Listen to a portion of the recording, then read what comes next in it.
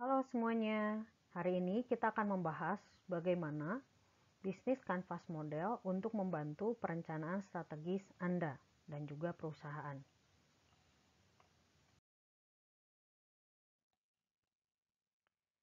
Pada pembahasan value proposition canvas, ada dua bagian besar, yaitu adalah customer segment dan value proposition. Nah, selanjutnya kita akan coba membahas dua bagian besar ini ke dalam bisnis kanvas model. Pada value proposition canvas, terdiri dari dua bagian besar, customer segment, terdiri dari customer job, customer gain, dan customer pain. Di mana bagian dari value proposition yaitu mencoba untuk menyediakan product and services untuk meng-create suatu gain dan juga pain relievers buat pelanggan. Kedua bagian pada value proposition canvas di dalam bisnis model canvas masuk ke dalam dua bagian atau dua faktor, yaitu di customer segment dan juga di value proposition. Dalam membahas model bisnis ini, yang digambarkan adalah kerangka pemikiran bagaimana organisasi menciptakan, memberikan, dan bagaimana menangkap nilai. Bisnis kanvas model ditemukan oleh Alexander Osterwalder. Dia menyampaikan ada 9 building blocks untuk model bisnis design template yang kita kenal dengan bisnis model kanvas. Dalam bisnis kanvas model ini ada 9 bagian yang masing-masing memiliki keterkaitan. Yang pertama adalah customer segment, yang kedua value proposition, yang ketiga adalah channel, yang keempat customer relationship, kelima adalah revenue stream, keenam key resources, ketujuh key activities, kedelapan key partners, dan terakhir adalah cost.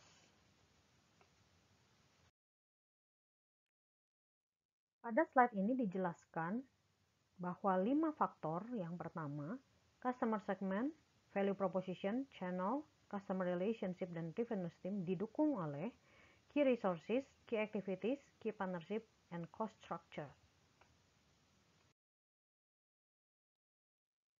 Bagian yang pertama adalah customer segment, di mana di sini adalah pelanggan inti dari model bisnis. Harus ditentukan segmen mana yang akan dilayani atau diabaikan, baru dapat merancang model bisnis. Segmen yang berbeda tentunya akan membedakan penawaran, saluran distribusi, jenis hubungan, keuntungan, kesediaan membayar untuk penawaran yang berbeda. Ada pertanyaan-pertanyaan yang bisa membuat kita yakin dengan customer segment. Untuk siapakah kita menciptakan nilai dan siapakah pelanggan terpenting kita? Ada varian segmen pelanggan, contohnya pasar massa, pasar ceruk, tersegmentasi, pasar banyak sisi, dan pasar diversifikasi. Bagian kedua dari bisnis kanvas model adalah value proposition, yaitu adalah kesatuan atau gabungan manfaat yang ditawarkan perusahaan kepada pelanggan. Pertanyaan yang bisa diajukan, nilai apakah yang kita berikan pada pelanggan di antara masalah pelanggan, manakah kita bantu untuk selesaikan, kebutuhan pelanggan mana yang kita penuhi, gabungan produk dan jasa apa yang kita tawarkan kepada setiap segmen pasar. Ada 3 varian dari value proposition, yaitu berkaitan dengan sifat baru, kinerja, dan juga kustomisasi atau penyesuaian. Bagian ketiga dari bisnis kanvas model adalah channel atau saluran. Saluran komunikasi, distribusi, dan penjualan sehingga produk and services bisa sampai ke pelanggan. Dan bagaimana cara kita menyentuh pelanggan kita. Sehingga ada beberapa pertanyaan yang bisa membantu kita memahami channel. Melalui saluran manakah segmen pelanggan ingin dijangkau? Bagaimana cara menjangkaunya? Bagaimana saluran kita terintegrasi? Saluran mana yang terbaik? Saluran mana yang efisien dari sisi biaya? Dan bagaimana cara kita mengintegrasikan saluran tersebut dengan kebiasaan pelanggan. Ada beberapa faktor untuk menentukan baik tidaknya saluran yang digunakan, yaitu apakah dari sisi kesadaran baik pelanggan maupun perusahaan, bagaimana cara mengevaluasinya, pembelian dari customer kepada perusahaan, bagaimana menyampaikan informasi dari perusahaan kepada customer, lalu bagaimana juga pelayanan purna jual setelah customer menggunakan produk or services. Jenis saluran yang bisa digunakan adalah mulai dengan tenaga penjualan, penjualan di web, memiliki toko sendiri, bekerja sama dengan mitra, atau juga penjualan secara besar atau kita kenal sebagai partai. Yang keempat adalah customer relationship, yaitu menjelaskan jenis hubungan yang ingin dibangun bersama segmen pelanggan. Hubungan ini dapat bervariasi mulai yang bersifatnya personal sampai kepada yang otomatis. Ada beberapa pertanyaan untuk menguji apakah customer relationship sudah baik, yaitu jenis hubungan apakah yang diharapkan masing-masing segmen pelanggan untuk dibangun oleh perusahaan dan dipertahankan bersama dengan mereka. Lalu yang berikutnya adalah jenis hubungan apa yang telah dibangun oleh perusahaan. Seberapa mahalkah jenis hubungan tersebut dan bagaimana hubungan pelanggan tersebut terintegrasi dengan model bisnis kita yang lain. Dalam slide ini dijelaskan beberapa contoh untuk customer relationship. Contoh bantuan personal, swalayan, layanan otomatis. Bantuan personal khusus, swalayan, komunitas, ko-kreasi. Pada faktor kelima ini adalah revenue stream. Jika pelanggan adalah inti model bisnis, maka arus pendapatan adalah urat nadinya. Maka dari itu, kita harus bertanya seperti ini. Untuk nilai apa pelanggan benar-benar bersedia membayar? Untuk apa mereka membayar? Bagaimana cara membayarnya? Bagaimana cara pembayaran yang lebih mereka sukai? Dan berapa besar kontribusi masing-masing arus pendapatan terhadap pendapatan perusahaan secara keseluruhan. Pada slide ini dijelaskan sumber dari arus pendapatan atau revenue stream. Mulai dari penjualan aset, biaya berlangganan, lisensi, biaya penggunaan, pinjaman, penyewaan, leasing, biaya komisi, periklanan.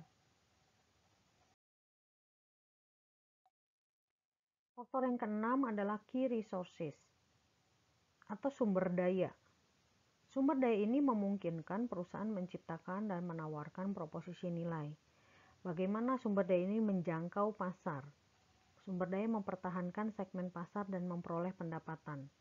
Sumber daya utama adalah baik fisik, finansial, intelektual, atau juga manusianya. Maka, pertanyaan yang harus dijawab untuk memahami key resources ini adalah sumber daya utama apakah yang dibutuhkan proposisi nilai kita, saluran distribusi kita, bagaimana hubungan pelanggan, dan arus pendapatan.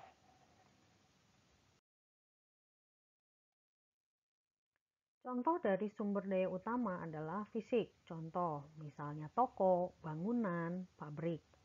Intelektual termasuk hak cipta, paten, teknologi. Lalu yang berikutnya adalah manusia, orang-orang yang mengerjakan seluruh kegiatan usaha.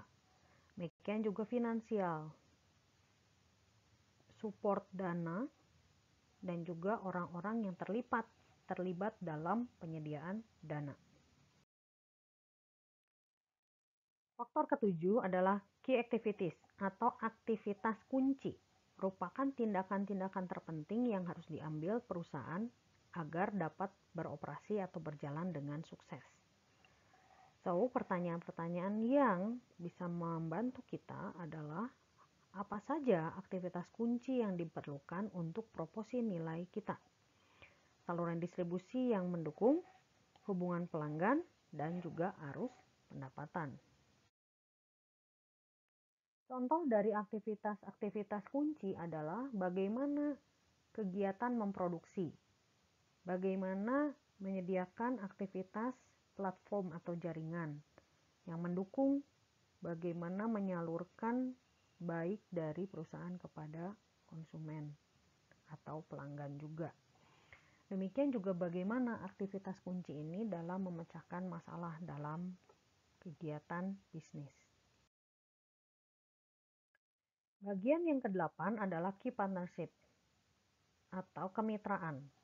Di sini, perusahaan harus menciptakan aliansi untuk mengoptimalkan model bisnis, mengurangi resiko, atau memperoleh sumber daya mereka. Sekarang adalah era kolaborasi, maka dari itu key partnership sangat dibutuhkan. Maka untuk mengeceknya, kita bisa lihat pertanyaan-pertanyaan ini. Siapa yang menjadi mitra utama? Siapa supplier kita? Siapa sumber daya utama yang kita dapatkan dari mitra? Aktivitas kunci apa yang bisa dilakukan mitra bagi kita? Jenis kemitraan yang dimaksud adalah aliansi strategis, non-pesaing, lalu juga ada usaha patungan, co-opetition, dan juga hubungan pembeli dan pemasok.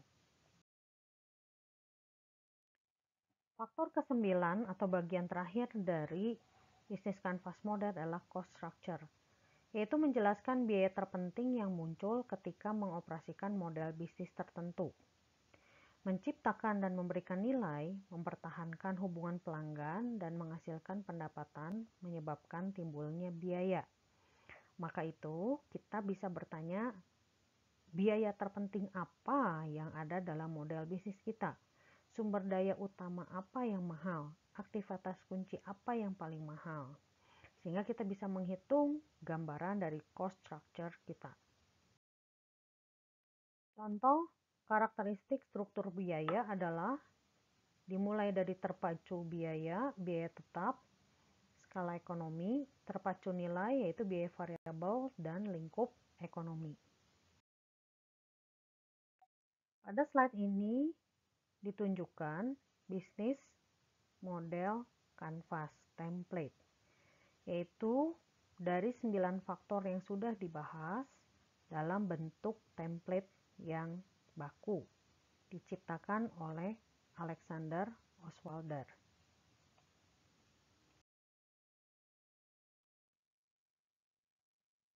Ini adalah salah satu contoh model bisnis canvas yang masing-masing memiliki keunikan. Maka setiap model kanvas itu memiliki hal-hal dari faktor-faktor itu tentunya berbeda. Ini adalah salah satu contoh, produknya adalah produk teri mayai.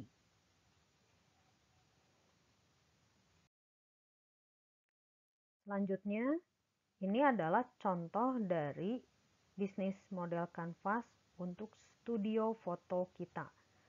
Ini adalah salah satu contoh dari bisnis jasa.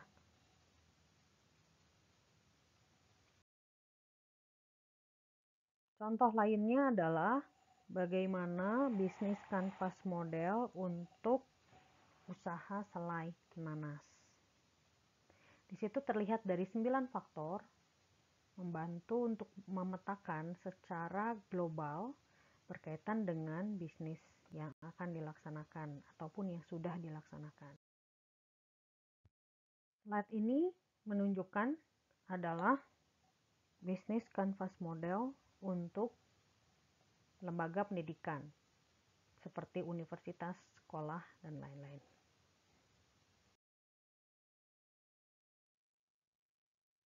Bisnis kanvas model tidak harus dibuat dalam bentuk tulisan, tetapi bisa juga disajikan dalam bentuk gambar, sehingga dapat diperoleh hasil yang lebih menarik. Ini adalah referensi untuk membantu saya dalam mengcompile PowerPoint ini. Semoga bermanfaat.